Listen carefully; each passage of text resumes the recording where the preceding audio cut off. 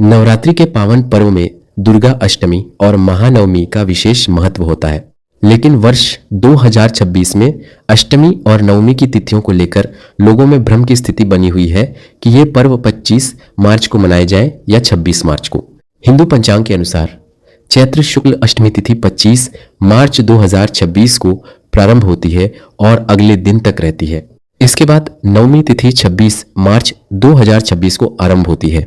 धार्मिक मान्यताओं के अनुसार किसी भी व्रत या त्योहार का निर्धारण उदय तिथि के आधार पर किया जाता है, अर्थात जिस दिन सूर्योदय के समय जो तिथि होती है वही दिन उस पर्व के लिए मान्य होता है।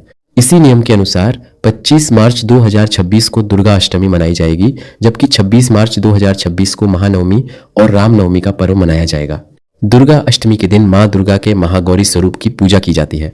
यह स्वरूप शुद्धता, शांति और जीवन में सकारात्मक परिवर्तन का प्रतीक माना जाता है। वहीं महानवमी के दिन मां सिद्धिदात्री की आराधना की जाती है, जो भक्तों को सिद्धि, सफलता और मनोकामनाओं की पूर्ति का आशीर्वाद देती है। नवरात्रि के दौरान कन्या पूजन का विशेष महत्व बताया गया है। कन्या पूजन में छोटी कन्याओं को माता दुर्गा का स्वरूप मानकर उनकी पूजा की जाती है। कन्या पूजन अष्टमी और नवमी दोनों दिनों में किया जा सकता है, लेकिन शास्त्रों के अनुसार अष्टमी के दिन किया गया कन्या पूजन अधिक फलदायी माना गया है। 25 मार्च 2026 को कन्या पूजन के लिए प्रातः काल का समय सबसे उपयुक्त रहेगा।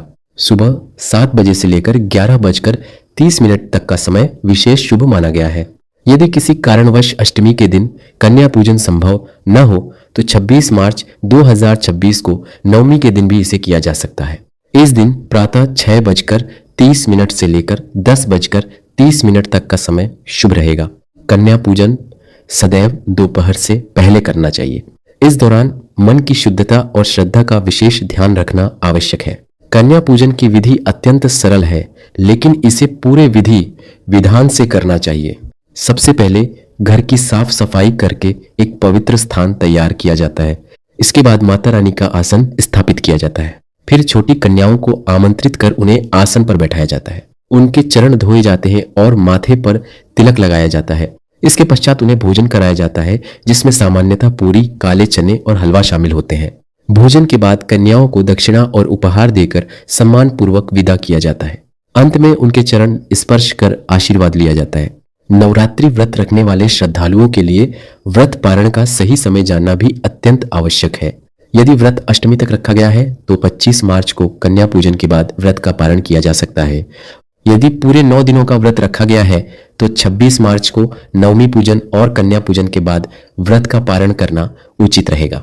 व्रत पारण हमेशा पूजा और कन्या पूजन के बाद ही करना चाहिए। ध्यान रखने योग्य बात यह है कि कन्या पूजन में कन्याओं की संख्या अनिवार्य रूप से 9 ही हो, ऐसा आवश्यक नहीं है।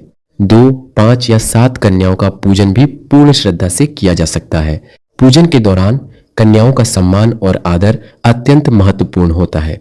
बिना श्रद्धा और भाव के किया गया पूजन पूर्ण फल नहीं देता। नवरात्रि केवल व्रत और पूजा का पर्व नहीं है, बल्कि यह आत्मशुद्धि, सकारात्मकता और शक्ति की साधना का समय होता है। इन पावन दिनों में सच्चे मन से की गई पूजा और भक्ति से जीवन की अनेक समस्याओं का समाधान संभव होता है और मनोकामनाओं की पूर्ति होती है।